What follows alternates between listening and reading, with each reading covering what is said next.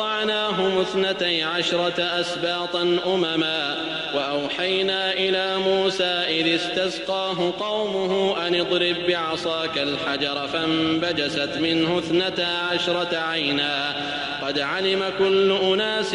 مشربهم وظللنا عليهم الغمام وأنزلنا عليهم المن والسلوى كلوا من طيبات ما رزقناكم وما ظلمونا ولكن كانوا أنفسهم يظلمون وإذ قيل لهم اسكنوا هذه القرية وكلوا منها حيث شئتم وقولوا حطة وادخلوا الباب سجدا نغفر لكم خطيئاتكم سنزيد المحسنين فبدل الذين ظلموا منهم قولا غير الذي قيل لهم فأرسلنا عليهم رجزا من السماء بما كانوا يظلمون واسألهم عن القرية التي كانت حاضرة البحر إذ يعدون في السبت إذ تأتيهم حيتانهم يوم سبتهم شرعا ويوم لا يسبتون لا تأتيهم كذلك نبلوهم بما كانوا يفسقون وإذ قالت أمة منهم لم تعظون قوما الله مهلكهم أو معذبهم عذابا شديدا قالوا معذرة إلى ربكم ولعلهم يتقون فلما نسوا ما ذكروا به أنجينا الذين ينهون عن السوء وأخذنا الذين ظلموا بعذاب بئيس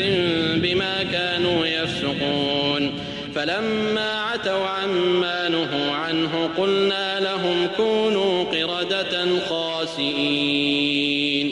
وإذ تأذن ربك ليبعثن عليهم إلى يوم القيامة من يسومهم سوء العذاب إن ربك لسريع العقاب وإنه لغفور رحيم وقطعناهم في الأرض أمما منهم الصالحون ومنهم دون ذلك وبلوناهم بالحسنات والسيئات لعلهم يرجعون